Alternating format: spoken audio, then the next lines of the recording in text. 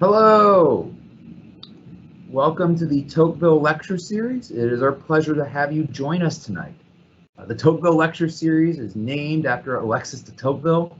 Born of the French aristocracy, Tocqueville examined the world to understand democracy. His investigations convinced him that liberal ideas, which rejected both the antiquity of aristocracy and doubted the promises of the French Revolution, were the progression of history. Whether individuals fought for or against these ideals, he was convinced that equality of conditions is a providential fact. This lecture series invites scholars, professionals, and civic leaders to present on the ideas of liberty and equality as they relate to other concepts important in the founding and continuation of American government. These free public lectures invite the campus of Jacksonville State University, other institutions of learning, and the community to come together to think, listen, reflect, and engage with each other. The Tocqueville Lecture Series is funded by a generous grant from the Jack Miller Center. The Jack Miller Center is dedicated to advancing education in America's history, its political and economic institutions, and the central principles, ideas, and issues arising from the American and Western traditions which continue to animate our national life. In addition, tonight is the eve of a holiday, Constitution Day. On September 17, 1787, the delegates of the Constitutional Convention met for the last time to sign the document they had created. Beginning in the 20th century, efforts at different levels of government began to recognize this important day in American history. The law establishing this holiday at the federal level was passed in 2004, with the United States Department of Education recognizing its importance in the following year. At Jacksonville State University, the American Democracy Project organizes our celebration of Constitution Day.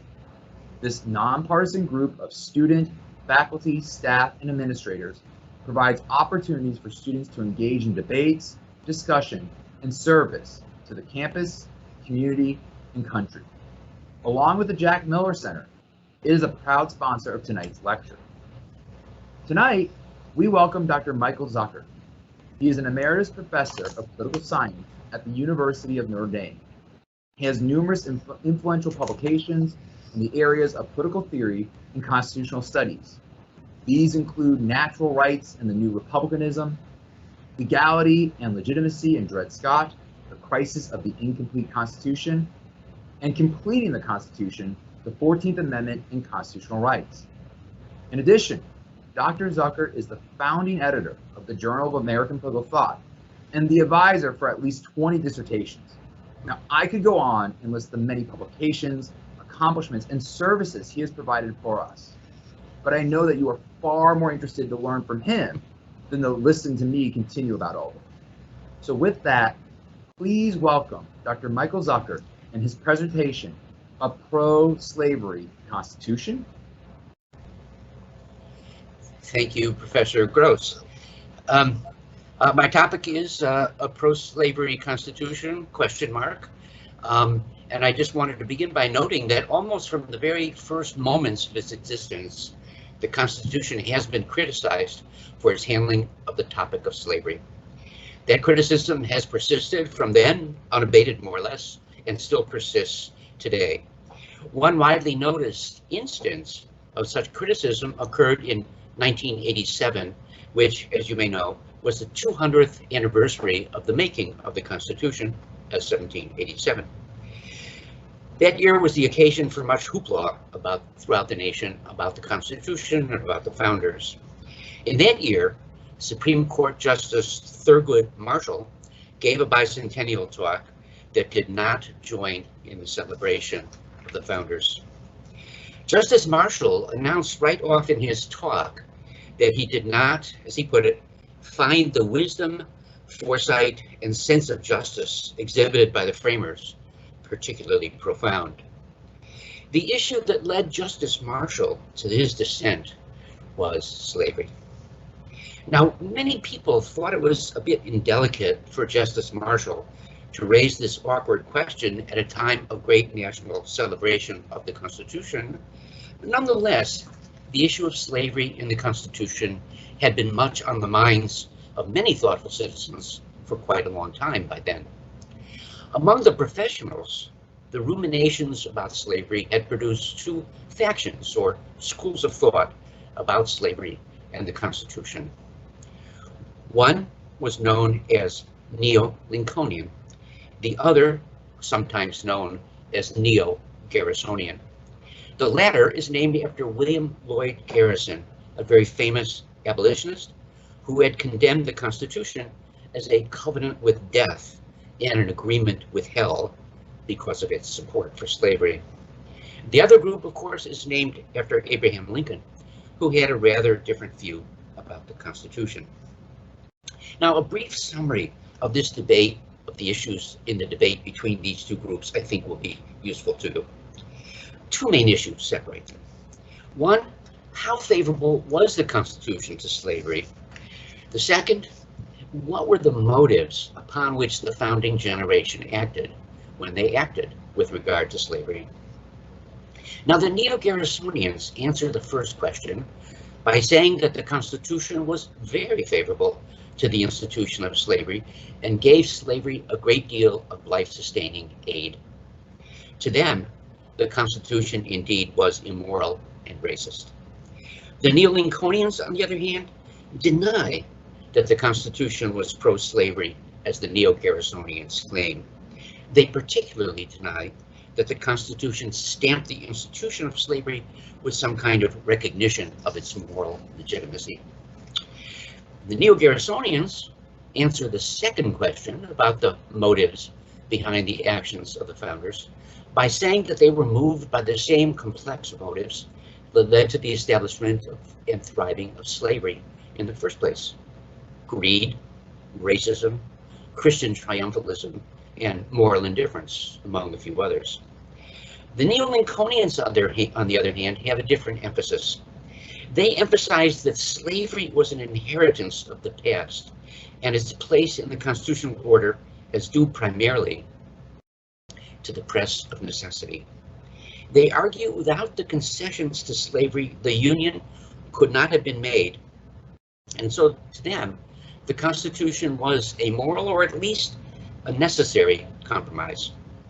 The Neo-Lincolnians frequently point in this connection to the expectation, or the hope anyway, among many of the founders that slavery would come to an end.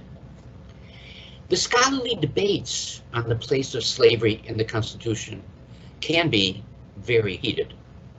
The topic is so controversial that the parties can't even agree on how many parts of the Constitution are relevant to slavery.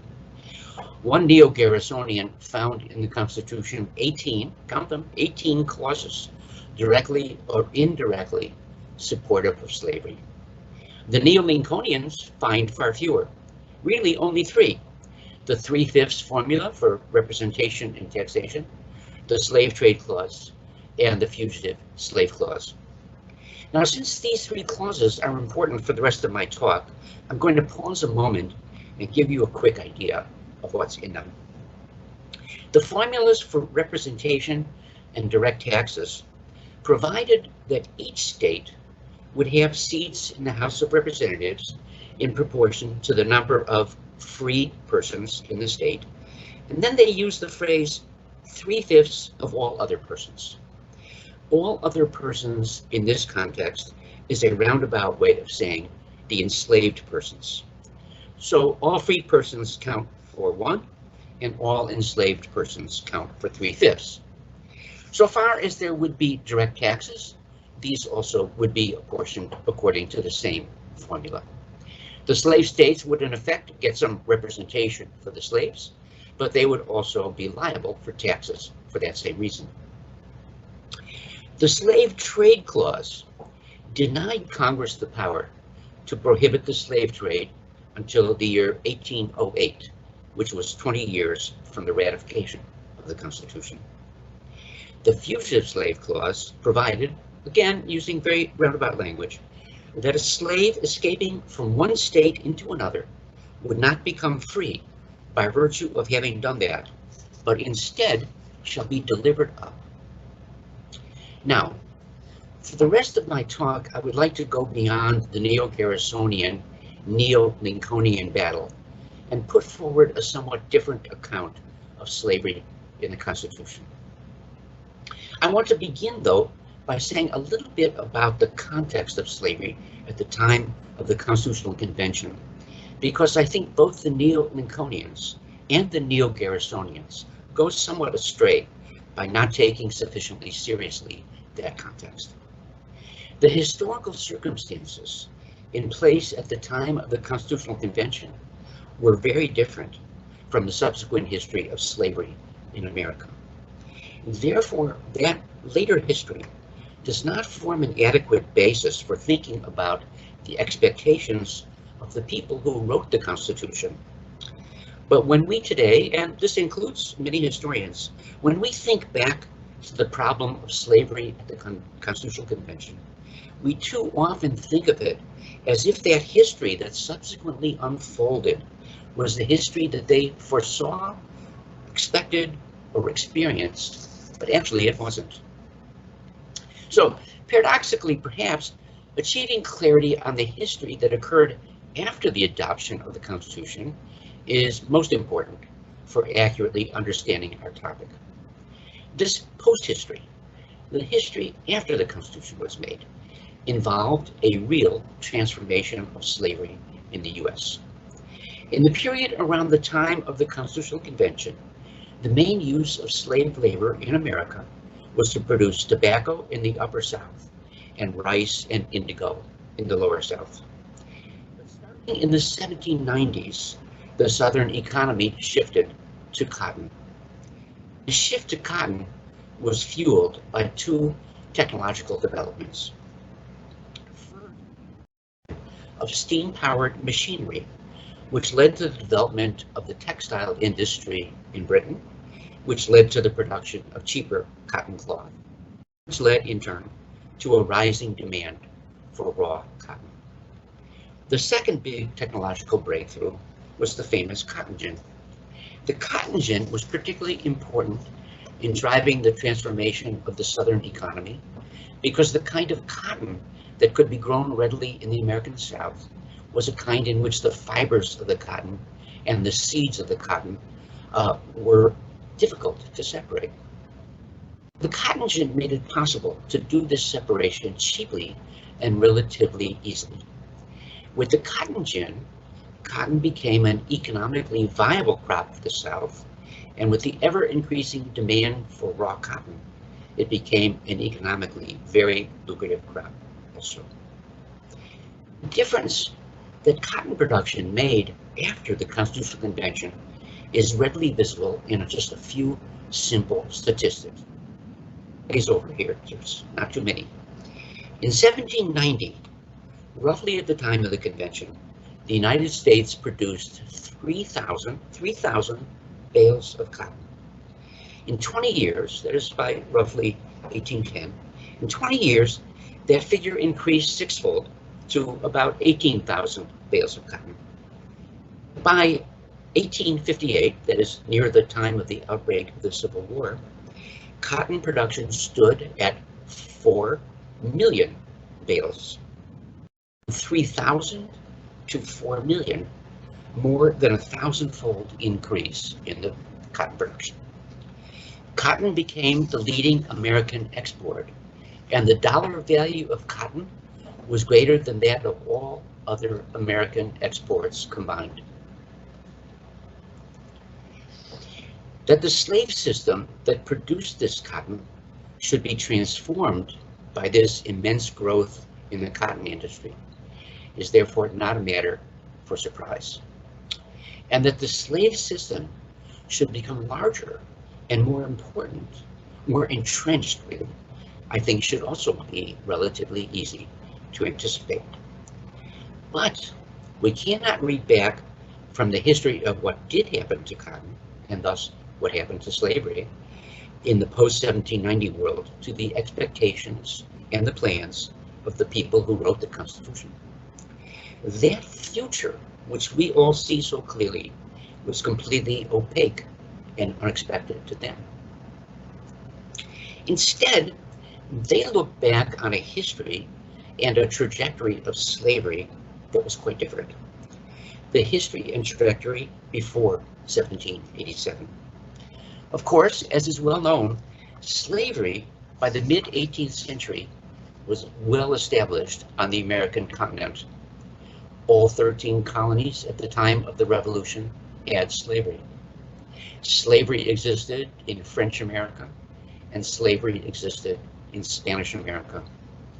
In 1750, according to the best estimates, about 20% of the population of what would become the United States was black, most of whom were enslaved.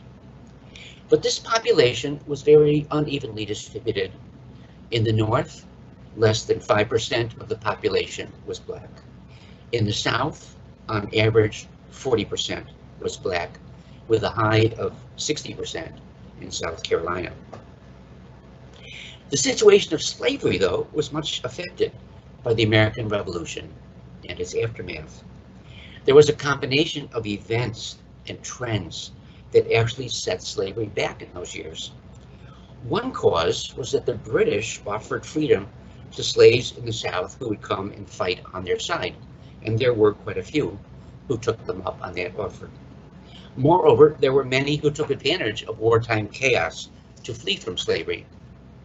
Beyond that, in a movement that one historian has called the contagion of liberty, all the northern states moved to abolish slavery in the years after the Revolution. Moreover, individual voluntary manumission, freeing of the slaves, was occurring, and state laws were passed even in the South, making it easier to free one's slaves. In 1787, the Congress, under the Articles of Confederation, passed the Northwest Ordinance, prohibiting slavery in the Northwest Territory, which included the present states of Ohio, Indiana, Illinois, Michigan, and Wisconsin. That's quite a large swath of land. Now, all these developments produced an increase in number of free blacks in both North and South. In 1790, it's estimated that about 8% of all the blacks in the United States were free. By 1810, 14% were free. The number of slaves was conversely affected, with a drop in the total number during that period. Now, these few facts should make clear that the world the people at the convention faced in 1787 was not the world that the nation faced in the 1850s. The trajectory of slavery in 1787 was not the trajectory that led to the entrenching of slavery in the 19th century. To understand the slavery at the Constitutional Convention, we must look at it as they did, with their eyes and not with ours, either entrenched as we might be or clouded by our knowledge of subsequent history. So as I said at the start, the two main ways of looking at this topic are the neo-Lincolnian and the neo-Garrisonian. I'm going to propose a third way, which I like to call the neo-Madisonian approach, which is named for James Madison. James Madison, I believe, many people agree with me, was the person at the time of the founding who understood the new constitutional order best. I see the neo-Madisonian position as a kind of middle ground between the neo-Lincolnians and the neo-Garrisonians, although not the kind of middle ground that's really splitting the difference between them.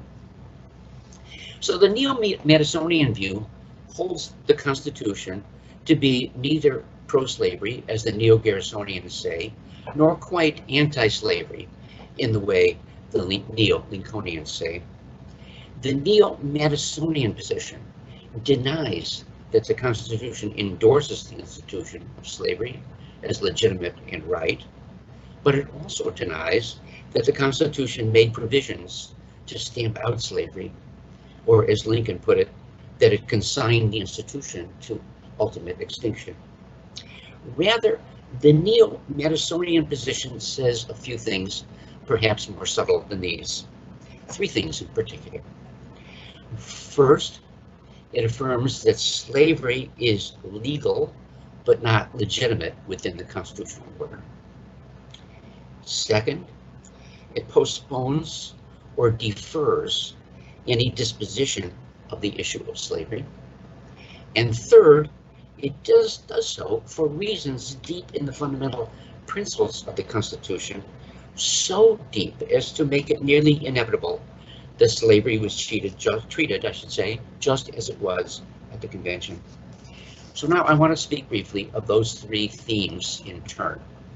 So first, it's undeniable that slavery is in some sense legal under the Constitution.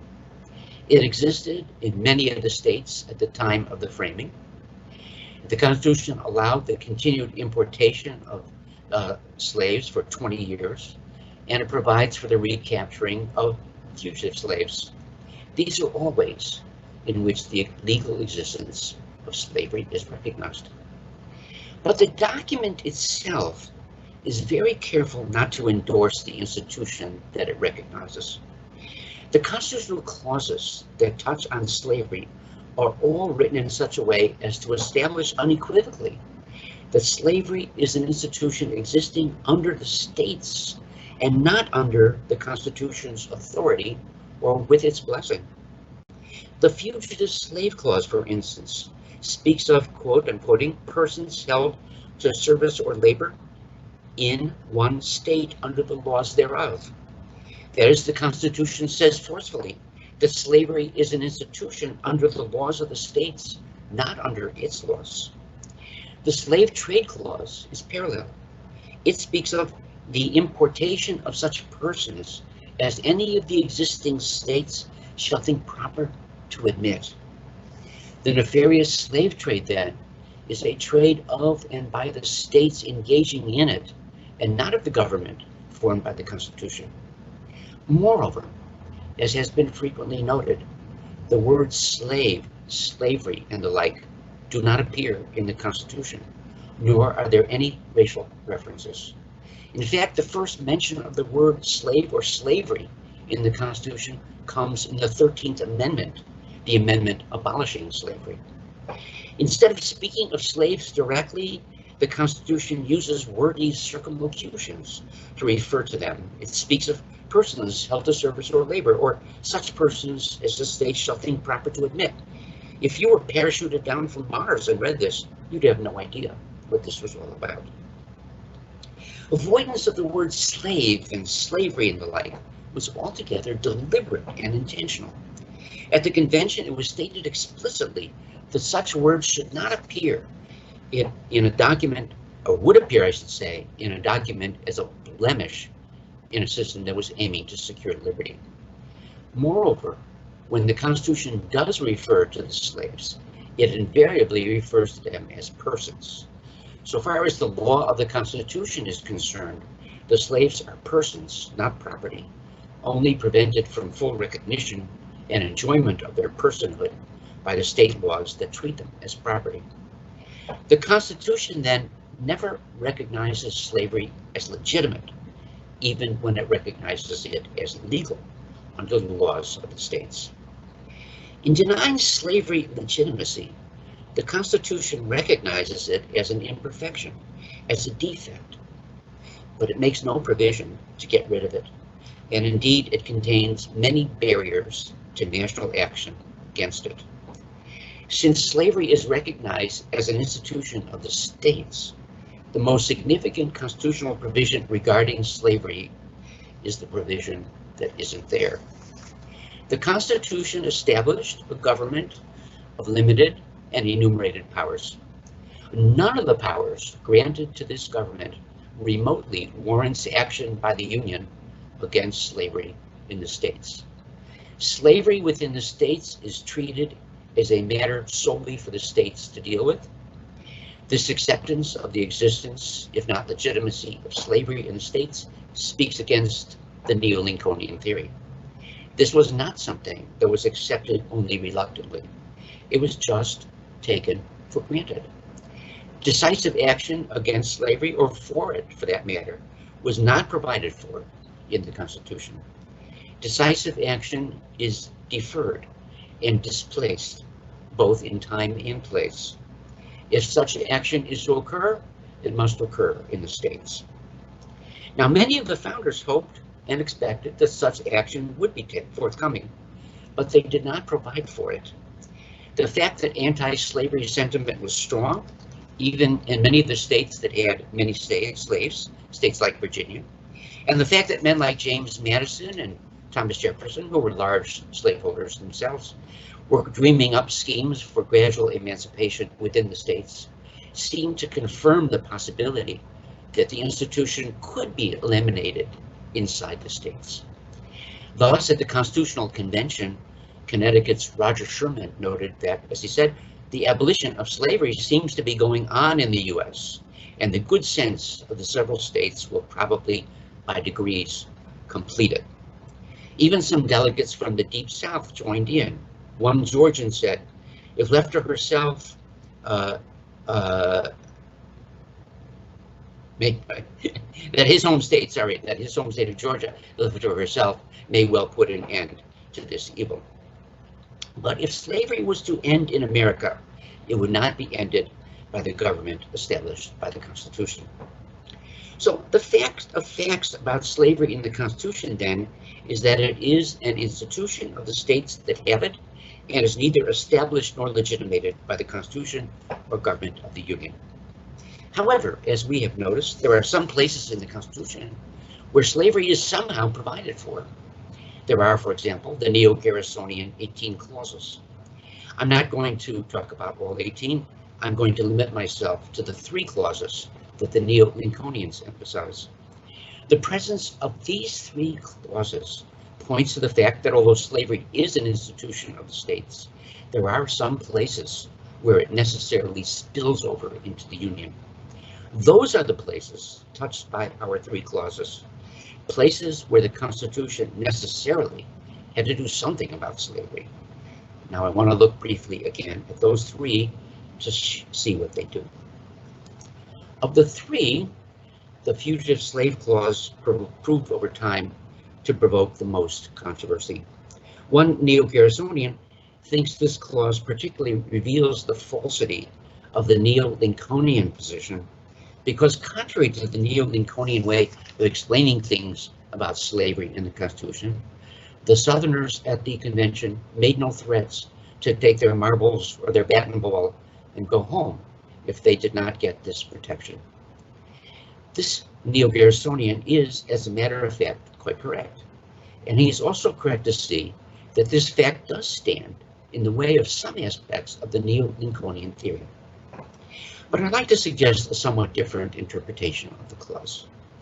According to the Neo-Madisonian way of thinking about this, the basic idea in making the Constitution was to construct a federal union of states with somewhat differing domestic orders. One point of such a union was to have internal borders to facilitate commerce and other kinds of intercourse among the member states. Open borders means that there will of necessity be a certain porousness that makes the escape of slaves from slave to free states possible. The union, in order to be stable, however, must not be perceived by its members to be subversive of their internal order. One should attempt in making such a union to minimize predictable sources of friction among the members. The open borders and the contiguousness of slave and free states produce likely threats to the harmony among the states. Moreover, since many of the new free states had become quite hostile to slavery, they might adopt the very provocative policy of declaring that all persons within their borders were free. Such is the prerogative of sovereign states to decide or to declare on the civil status of people within them. The Fugitive Slave Clause decrees as a matter of friendship or comity between the states that no state shall have the power to do that, that is, to declare escaped persons free. That is why this clause is located in the part of the Constitution that deals with the relations among the states. States have a duty not to become a refuge for fugitive slaves, just as under the extradition clause, they have a duty not to become a refuge for escapees from justice from other states. Moreover, the Fugitive Slave Clause contains no grant of power to Congress to enforce it. The clause imposes a duty on the states not to attempt to change the legal status of fugitives, and indeed to deliver them up, whatever that means, but it has no mechanism to enforce this other than the good faith of the states. Here is another place where history moved off in a different direction from what the drafters of the Constitution expected. In 1793, Congress passed a Fugitive Slave Act, which was upheld by the Supreme Court in 1842. In my opinion, wrongly upheld by the court.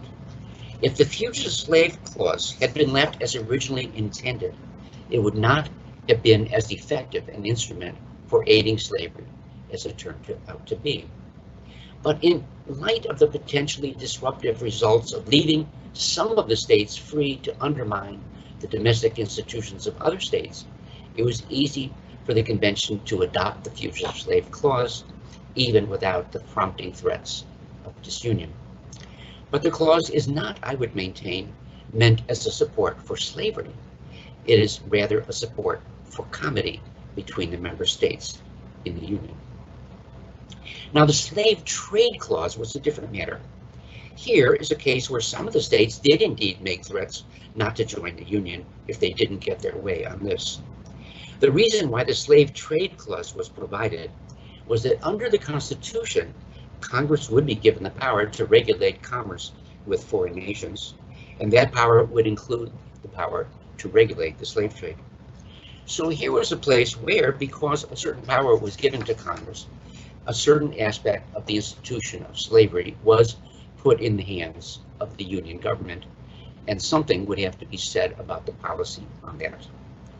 Now, the Neo-Garrisonians concede that this is an area where threats of disunion were made.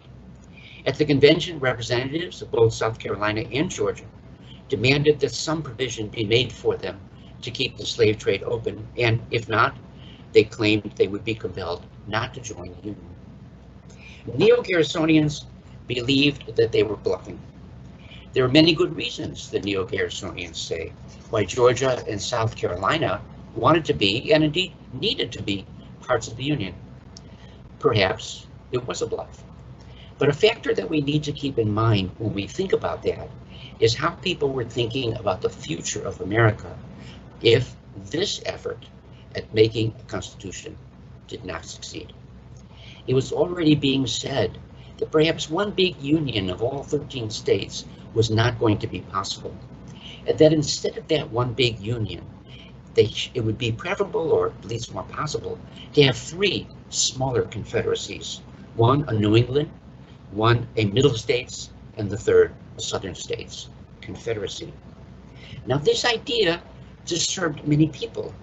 It disturbed them because it played into their fears that Britain and other European powers were looking for a way to get a toehold back on this part of the American continent. If they did that, and if there were different and competing confederacies, then the European powers would bring with them to America, it was feared, the balance of power and great politics competition that the Americans wanted to avoid. In the face of the possibility that this union would not include all the 13 states, it's perhaps understandable why the convention did not wait to see whether South Carolina and Georgia were bluffing or not, and why they were willing then to accept a 20-year extension of the slave trade for those states, and only those states that wanted to keep it. Finally, I'd like to turn to the third big clause, the so-called 3/5 clause, that deals with taxation and representation.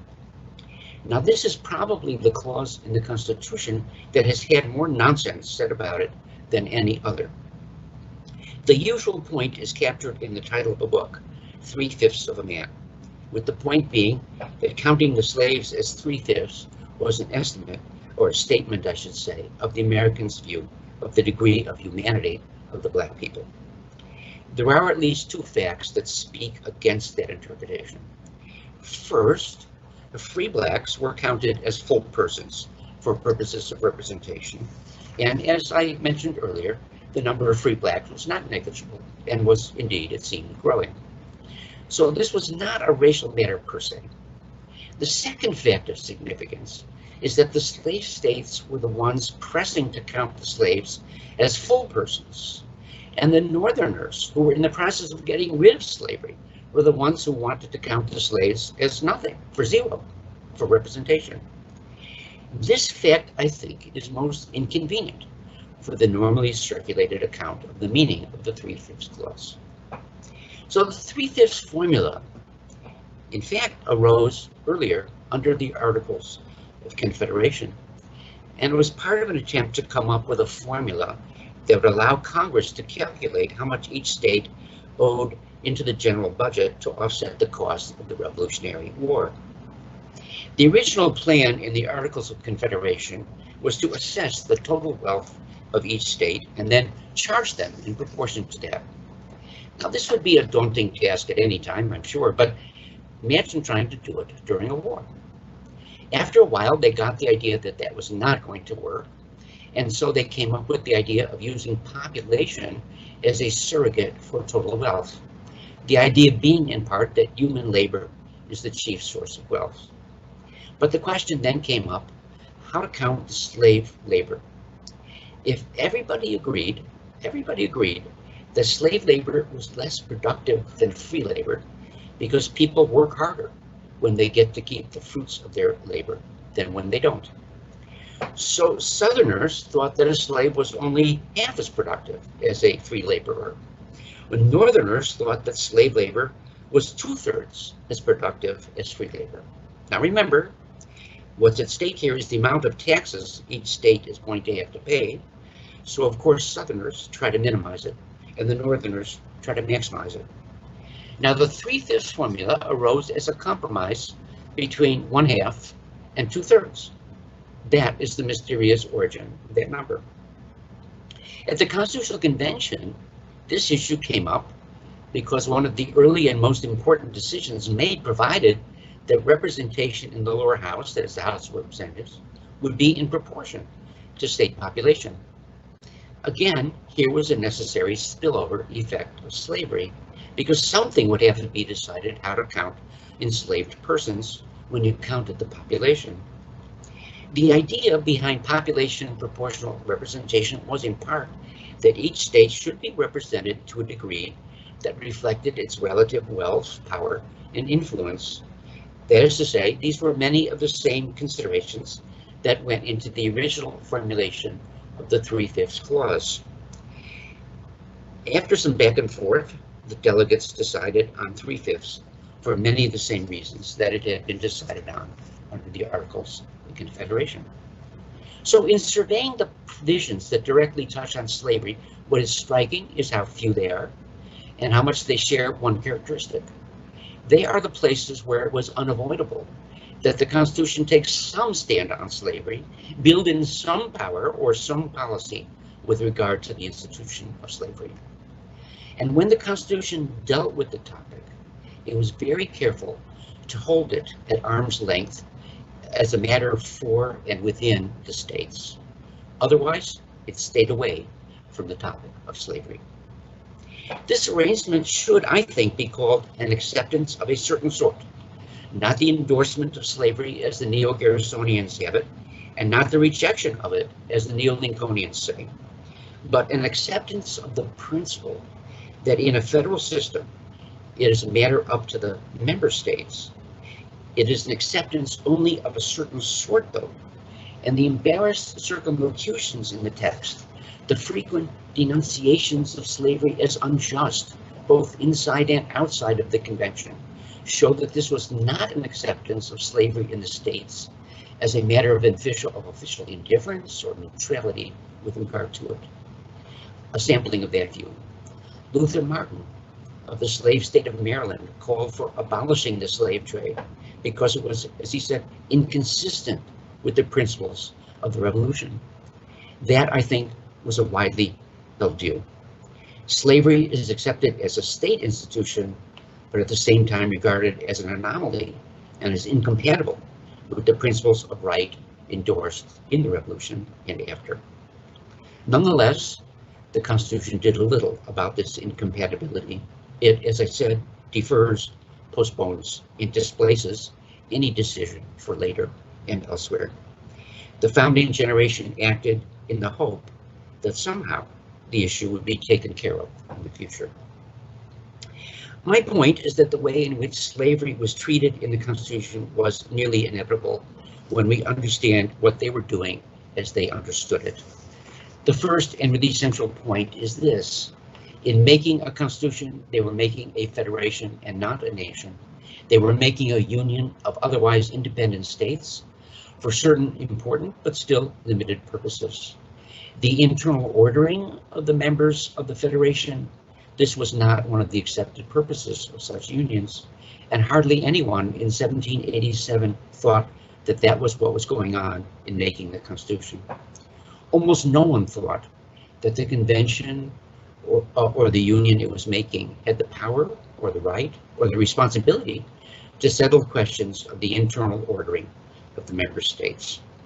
As one delegate from Georgia put it, national objects alone are before the convention, not matters such as slavery, which are of a local nature. Now that in itself made the rest more or less inevitable. So despite the neo-Garrisonian 18 or so clauses, slavery was not in fact a central theme at the convention, and all of what was done with respect to it was more or less a side effect of other things that they were doing. That is not to say that they didn't see slavery as important, far from it, but they saw it as a matter for the individual states and not for the Union. As I've tried to suggest, in 1787, they had at least some good reason to believe that the states were on a trajectory to deal with this institution and get rid of it. Now, if we conclude that the best way to characterize the place of slavery in the Constitution and the Convention is in terms of inadvertence, deferral, and avoidance, this is not to deny that the issue played a major role in the travail of the American Republic in subsequent years. And perhaps it could have been predicted to do so. But strikingly, none of the leading people at the time of the founding did so predict. It was not until the crisis over Missouri in 1820 that it became clear that slavery was going to be a major challenge to the constitutional order. There was first the expectation or the hope that the issue would take care of itself with the growth of enlightenment, liberal values, and humanity within the states. Secondly, the founders thought that they had provided for all of the spillover places in the new order. In this, it turns out they were much mistaken. Many more arose, requiring fresh constitutional level decisions in a much less favorable environment for deciding. Questions like the fate of slavery in new territory as the nation expanded. Questions such as the role of the Postal Service in spreading anti or pro-slavery opinion. Questions such as the role of free states in relation to the unanticipated efforts to enforce the Fugitive Slave Clause. These and many other largely unprovided for issues arose in the post-founding era and ultimately produced a civil war. Finally, there was also the novelty of the federal republic that they created. It was more of a nation than any previous federation, but it was still thought of as a federal arrangement with limited need for a common moral sensibility. As was said at one point in the convention, referring to the Southern slaveholders, let their consciences be their own. That proved not to be possible. As Lincoln said, a house divided against itself cannot stand. The original founders, however, did not think of it as one house, but rather as a subdivision with covered walkways joining the different states or units. The new federalism in time filled in those walkways so that eventually it did feel more like a house than a subdivision. The result, however, was that both the slave and the free states came to demand that the Union more unequivocally endorse their vision of moral truth. The political struggle became a struggle for recognition as much as for concrete gains in goods. The original arrangement with regard to slavery, that is to say legal but not legitimate, became increasingly untenable. Political societies in general tend to work toward a consistency between legality and legitimacy, and that effort proved to be much of the storyline for pre-Civil War America. So some, the abolitionists, demanded that the reigning legality be brought into conformity with the notion of legitimacy captured in the idea of a natural rights republic. On the other side were those who tried to redefine legitimacy to match and justify the reigning legal presence of slavery.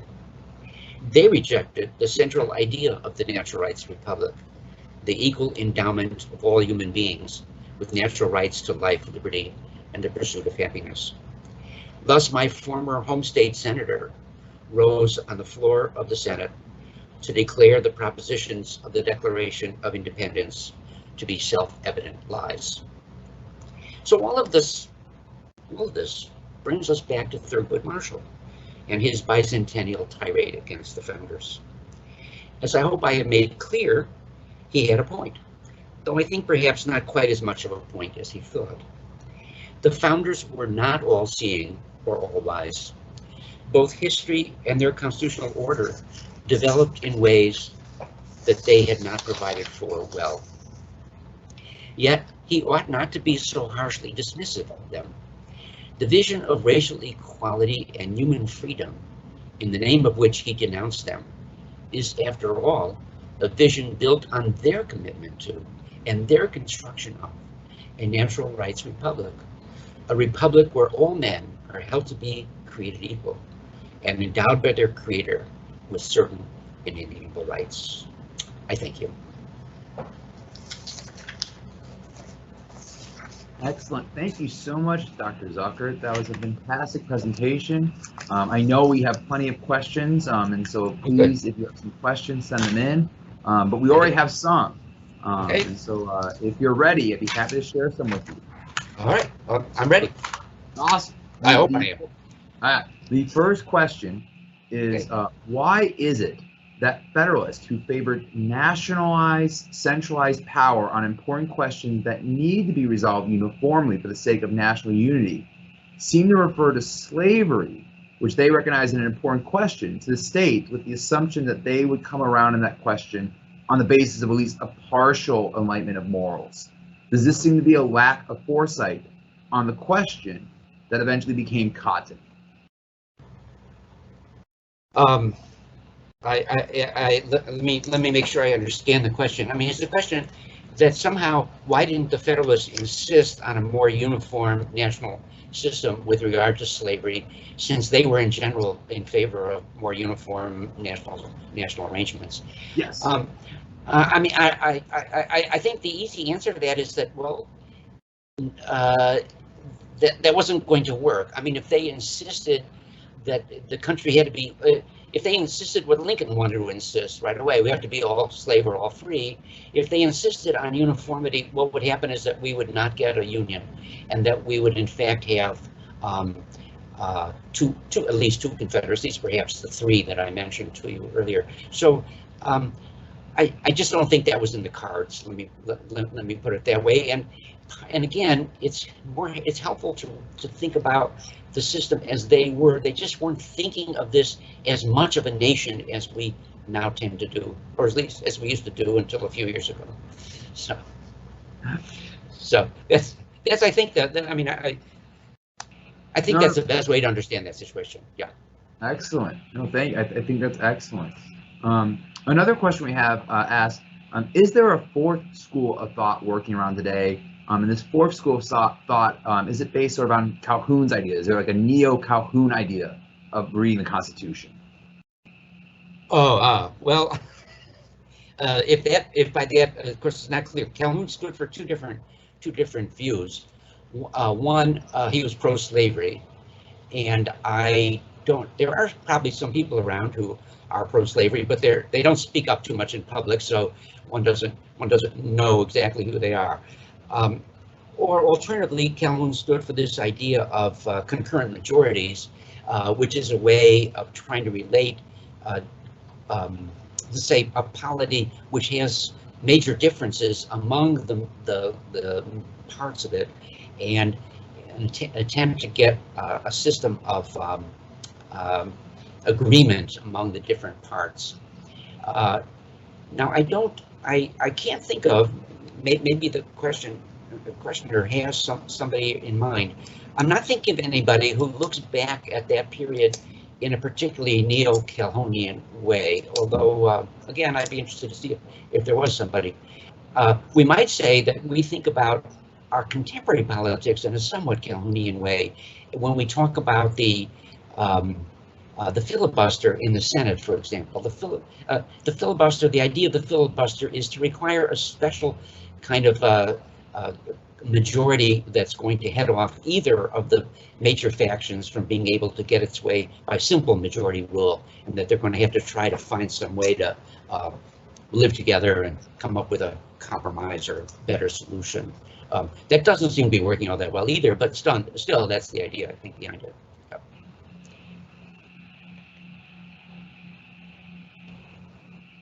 No, I think that's excellent.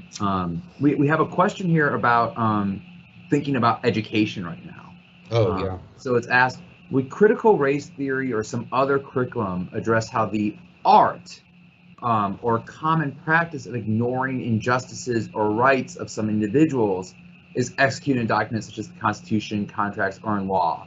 And saying this person calls it, I call it selective democracy. So would critical race theory or some other curriculum address these issues of ignoring injustices when producing law or documents?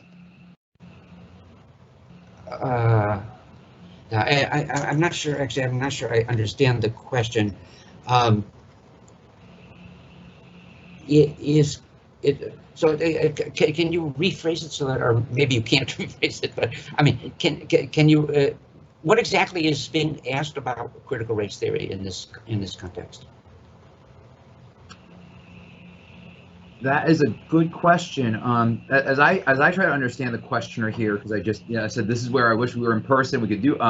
It seems the person is asking the question of, is there a curriculum or is there a way to teach the idea that ignoring injustice is not possible when forming a constitution or forming a document? And it seems to be a question maybe then of justice and formation of government, and whether critical race theory or another approach would be appropriate compared to maybe the constitutional approach, or maybe the question in a way is, did the Constitution take the question of justice serious?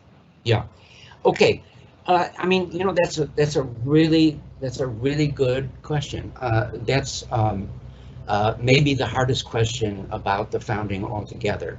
I tried to make the case that they had hopes for, at least many of them had hopes that something could be done about slavery in the middle run. I don't think they expected it to go away real quickly, but they maybe had an idea of middle run solution to the problem.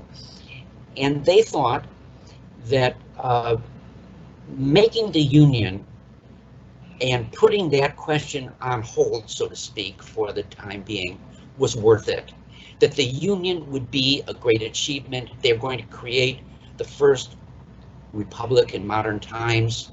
They're going to create a regime which, with the exception of the slavery issue, was dedicated to recognizing the natural rights of human beings. That this was a great good, and that it was worth putting on hold the question of slavery in the hope that it could be dealt with in the long run. And it's as it turned out, we might well say, no, that was a really terrible mistake. It was immoral. They put their interests ahead, for example, of the slaves' interest, that's for sure. And moreover, that it didn't look what terrible results came out of it.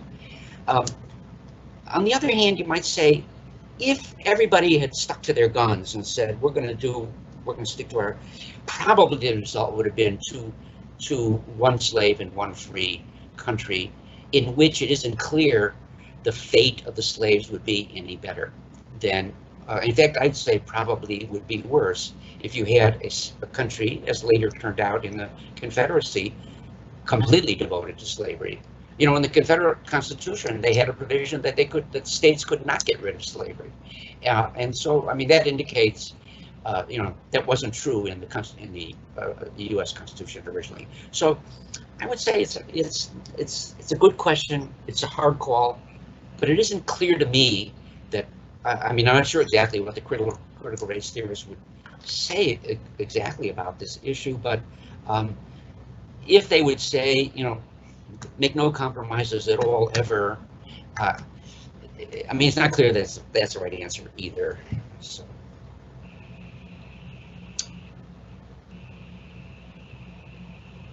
Excellent, and I can tell you our questioner came back in and said that we understood the question well, and that Okay. you gave a good answer, and so thank you. Oh, okay. We have another one that ties in other documents we haven't talked about yet, but Okay. documents related, and it asks the question: if we view the Declaration of Independence as the foundational belief and justification for the revolution, and the preamble of the Constitution is the framework of the Constitution. Yeah. How did the founders resolve the fact that they mentioned all men and we the people, but that this did not refer to slaves? Well, this again is a good question, which recurred over the course of American history, as the questioner may well know. So, for example, I've recently completed a book about Abraham Lincoln, and one of the major topics in my book is the Lincoln-Douglas debates, in which Douglas and others at the time wanted to say exactly that the Declaration of Independence, when it speaks of all men, does not include the slaves, does not include the blacks, and there were many other people who made that claim. Lincoln, of course, argued the opposite. He said, no, it did include them. The fact, I think, is that if we look at the evidence from the people who actually, you know, issued those documents, I think it's really clear that they understood the all men of the Declaration to include the slaves, and that they, I mean, maybe hard for us to understand how they did this, but they accepted the fact that having this institution was unjust. They accepted the fact that it was a violation of the principles of the Constitution, of the Revolution, of the Declaration. And that's why they were uncomfortable with that fact, and why they hoped they could somehow do something about it.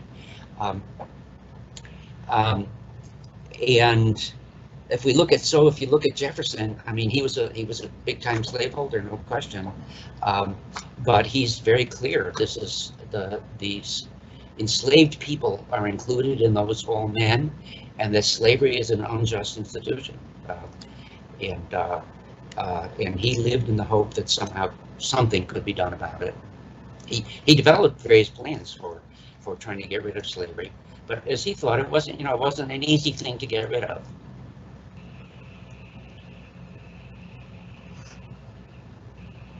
No, excellent, and I think this is spurring some ideas here. John asked on this if you would mind sharing a bit more on the distinction between legitimacy and legality. Okay. Thinking of moral legitimacy versus legal legality. And he appreciates you expounding more on what you think that might be with regards here to the Constitution and slavery. Yeah, well, I mean, I think that's very relevant to the question that we were just addressing, because I'm taking the expression of legitimacy. Legitimacy is an expression of the idea of political right or of justice that has weight in your society. That's what's legitimate, is what's understood to be just or right. That's one thing. Legality doesn't always match that, and I think in this case, I want to argue that was exactly the situation. As I said, one of the interesting things about the course of American history after the founding is the effort to achieve more consistency between legality and legitimacy, in which some people were insisting that the legality be brought into conformity with the legitimacy, that is, get rid of slavery because it's incompatible with the existing ideas about legitimacy. And on the other side, people like John C. Calhoun, who came up a little earlier, wanting to go the other way, saying, no, the Declaration of Independence is wrong. And human inequality is the basic fact, and that legitimacy ought to be built around that fact. So there became a big battle over that. But I think the basic point is legitimacy is the expression of the moral principles of right that a society or any group of people accepts. And I mean, it's not to be completely relativistic about it, because in my opinion, that's the right, that is the Declaration of Independence expresses the correct view of legitimacy. But we also have to say that every society has some view about legitimacy that isn't necessarily the same as the declarations. But nonetheless, legal arrangements or the actual arrangements on the ground can sometimes be in conflict with the legitimacy principle of your system. So there we are. Yeah. Good. Fantastic. We'll take a few more questions here. Okay. We have one here that says you mentioned this view, or you mentioned that this view only applies if we view the Declaration of Independence as justification for the revolution. They're wondering if there's other academic views on the Declaration. Is the Declaration only seen as the justification for the revolution? Are there other academic understandings of what the purpose of the Declaration is? Well, I mean, the Declaration did serve as the justification for the revolution. I mean, that was the occasion for issuing it. But on the other side, the Declaration, or the principles of the Declaration, were understood to be the principles of political right which dominated this country. And if you look at the constitutions adopted by the individual states in the, immediately after the revolution or shortly after the revolution, what you find is that in almost every one of them, a restatement of the principles of the Declaration, if not in that exact same language, but nonetheless, it's clear the same ideas are there. So look at the Virginia Constitution, look at the Massachusetts Constitution, look even at the Georgia Constitution. I mean, all of these constitutions accept that basic idea of legitimacy. And so I would say, so the Declaration has two sides. One side is, you might say, destructive. That is, it served as the rationale for the tearing down of an old order. But the other side, what was really the more important side, is constructive. It serves as the basis for building the new orders. And that was what, for example, led the Americans to the commitment to, we need to be a republic. That is, need to be a system in which the great majority, the great body of the people have political power. It's not just an aristocracy. It's not a monarchy. Those were principles from the Declaration also that had positive implications, not just destructive or tearing down. I'm not sure that addresses the questioner's concerns, but that's how I'm taking what this question wants to pose. I think you did justice to the question. Okay. I think in this format, we do the best we can, and I think that did very well. Yeah. Someone has asked the question of how serious was the Georgia and the South Carolina threat to form these different confederations? How serious of a threat was that at the actual convention? Well, it wasn't just a matter of them. I mean, they did say they would not join the Union, and I have a hard time. I don't know. I'm not an expert on those particular states, but also I'm not sure real experts on those particular states can make a judgment about that.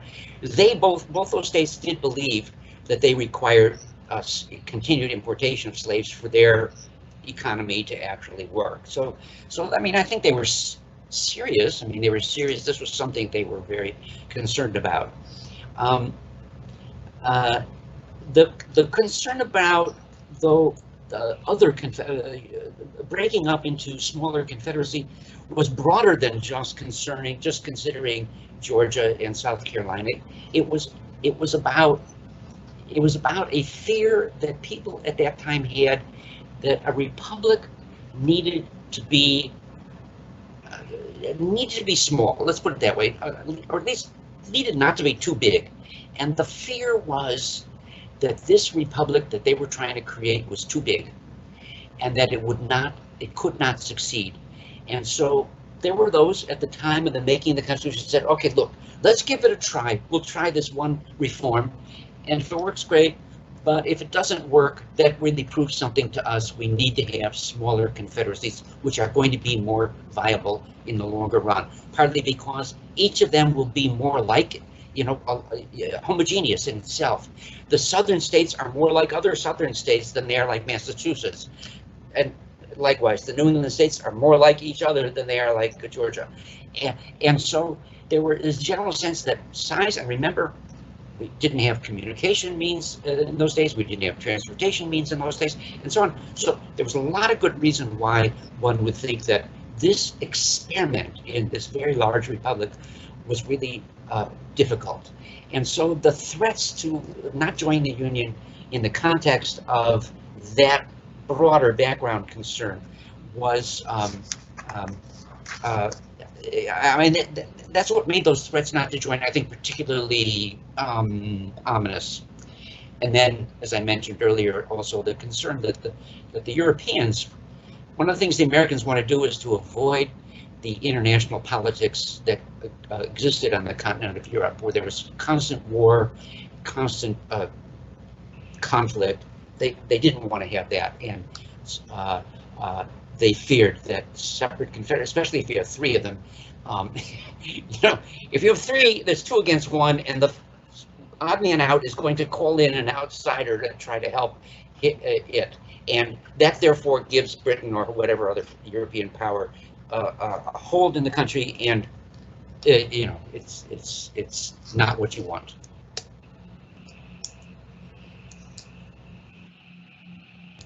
No, absolutely. It would be very, very interesting, I guess, in an alternative history to see what would happen with that situation. Indeed. One wishes one could run that kind of experiment, wouldn't it be nice? It would be nice to run an experiment like that, yes. Another question has come in, I think it's asking about this idea that you talked about, maybe the difference between founding a nation and founding a federation. And the question asks the idea that if justice was already divided between maybe like a northern version of justice and a southern version, all were places with liberal values. If liberal values were not uniform, where or how long do you think it would have taken to let these ideas of justice, these values, to spread, to play out, to get uniformed through the nation? Here's an interesting thing. I think that the ideas of justice were not completely uniform at the time of the founding. No, that's true. But I think they were more uniform then than they became over the course of the 19th century. That is to say, at the time of the revolution, at the time of the making of the Constitution, there was nobody, I don't believe, who were standing up and saying, the Declaration of Independence is a self-evident lie. That kind of thing was increasingly being said, and people were saying that. So, for example, a famous position, slavery is not a violation of political right. It should be the basis for political right. There were people in the South who were saying that. That's not a position anybody at the time of the founding was advocating. A lot of people thought slavery was somehow necessary, but nobody was saying it was really good or right. And one of the things we again have to appreciate, I didn't mention it in my talk, but in my opinion, it's very important, which is over the course of the period after the founding, especially, there grew up around the plantation slavery system a way of life which was highly, highly valued by the people who lived it. And that way of life diverged ever more from the way of life of the people living in other parts of the country. And I would say I would say there was more uniformity at the time of the founding, and more hope, at least an expectation that could grow rather than diminish, as actually did happen. So yeah.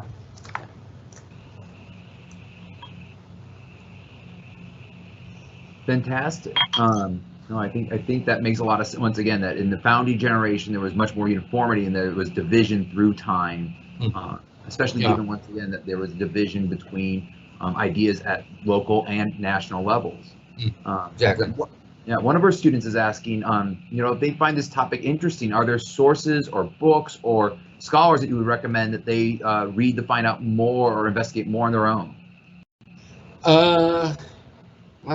Yes, there are lots of books. I'm tempted to recommend my Lincoln book, but it isn't out yet, and it would be a little egomaniacal to do that. But I do in my Lincoln book. I'm very concerned with a lot of the questions that are raised now.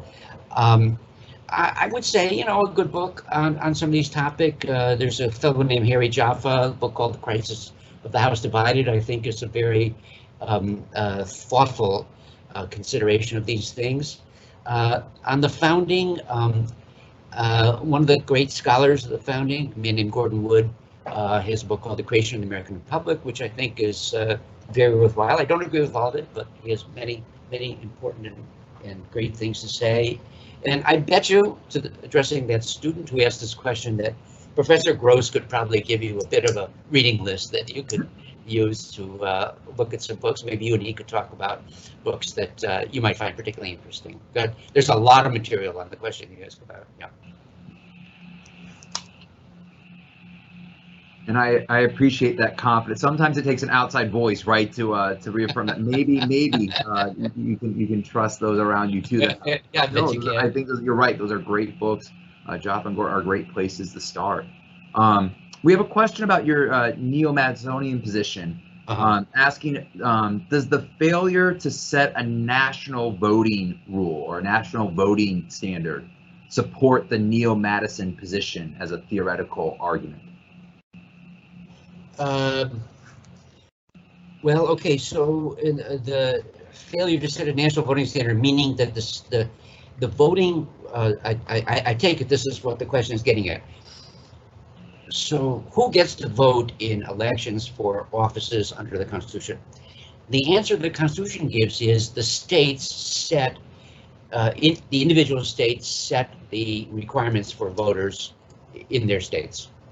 And so the people who vote for the House of Representatives are the same people, the Constitution says, who vote for the popular branch within the state. So so that would vary from state to state. So some states had property qualifications and other states didn't. Some states, even at the time of the founding, New Jersey allowed women to vote. That was unusual, but nonetheless, that was there. So women voted in New Jersey, but they didn't vote most other places. A lot of places, some places allowed blacks to vote. Free blacks were voters in some states, but in a lot of other places they were not. So there was a kind of variety. Was this a neo-Madisonian system? I would say, yes, I'd say. On the whole, yes. Madison was a believer in federalism, that is to say, decentralized power, but within certain boundaries, within certain limits.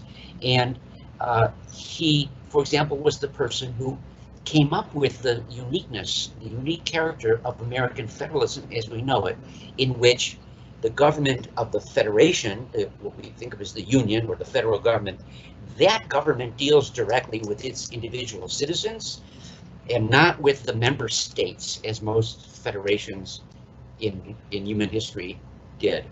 And this is a huge innovation, and it's certainly a more national-leaning arrangement than many federations had.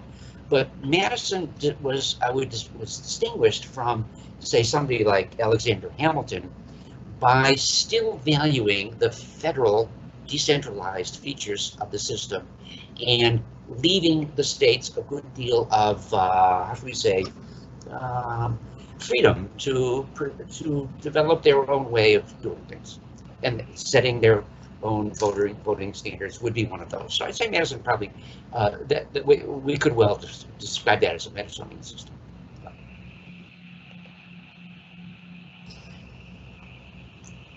Excellent. I will let you off the hot seat with one last question here, because we've done a lot looking backwards, right? And we look backwards in the sense also that we talked about these neo-Garrisonians, these neo-Lincolnians, had the benefit of history to look forward, and And so we had to go back until we get to ourselves to that original position. And this question takes us in the opposite direction now. Okay. Right. So now we've set it all up to be, putting us back. Nope. Now let's look forward. Okay. This questioner wants to know, do you think there will be any long-term consequences of the arguable slander of the founding fathers and the constitutions due to issues such as this discussion of slavery? I mean, it depends. What a lot of different kind of things are said about the founders. Some of the things that are said, I mean, I tried in my talk to take, well, what I thought was what I think of as the true position, okay, but I think it's also a position which both gives the founders their due, but doesn't give them more than their due. So the founders, I argue, they're not as bad as some people want to say, but they weren't so good as some other people want to say, and that seems to me to be a healthy attitude towards the founders, rather than either of the alternative extremes that exist out there. I think that if the attitude, the very critical attitude of the founders that one often hears in the literature, if that comes dominant in the country, I think that has bad consequences. I do think it has bad consequences.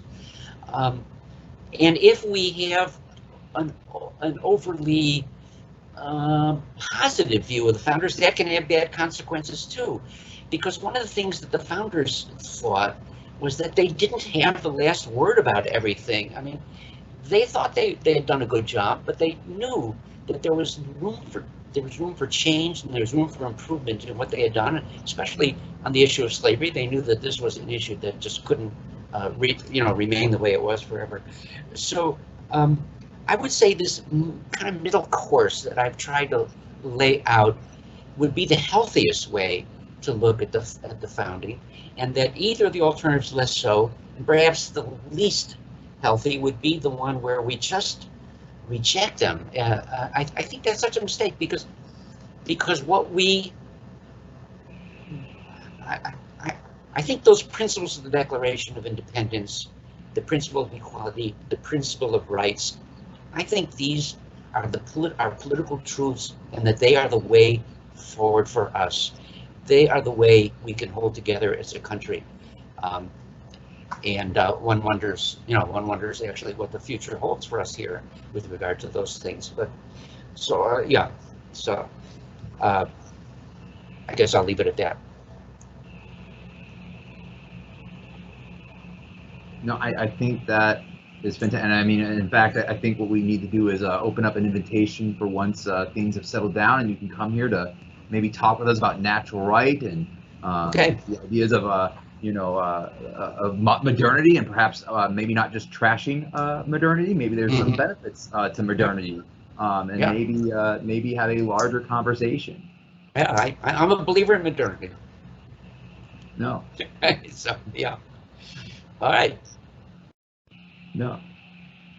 Sorry, I tried to catch Dr. Zuckert, but he said he's a believer in modernity, and I do know a former teacher of mine, a good friend, Dr. Larry Arnhart, always reminded me that yes, maybe there aren't just everyone against modernity. Maybe there are a few of us, and as a former physicist, as a former natural scientist, that always spoke some warmth to my heart. Yeah. So, well, Dr. Zuckert, thank you so much for giving us your time today. We really appreciate you, the Jack Miller Center, and the American Democracy Project at Jacksonville State University for tonight's event. And we really appreciate all that you can share with us all the time, and we look forward to hopefully having you here again soon in the future. I also want to thank you. I know I can't see, but I want to thank you for attending tonight, the first of 5 of our Tocqueville lectures for the 2021-2022 academic year. It was a pleasure to host you tonight. We hope that you found the event enlightening. Please join us for our next lecture. It's on Thursday, October 7th at 5:30 p.m. Dr. Donald Prubo from the University of Tulsa is presenting on Thomas Aquinas and the medieval roots of the American order. This lecture will be a hybrid, so you can join us through the online medium just like you did tonight, or you can attend in person. If you want to find out more information or register for the event, please visit our Facebook page, facebook.com/Tocqueville Lecture Series. You also can access our webpage from there to view a recording of this one or previous lectures if you want to catch up on discussions we've had about James Baldwin or Montesquieu or presidential representation or any other topic. Thank you so much, everyone, for joining us tonight. We appreciate you being here, and we hope you have a fabulous Constitution Day tomorrow. Have a good night. Thank you. Good night.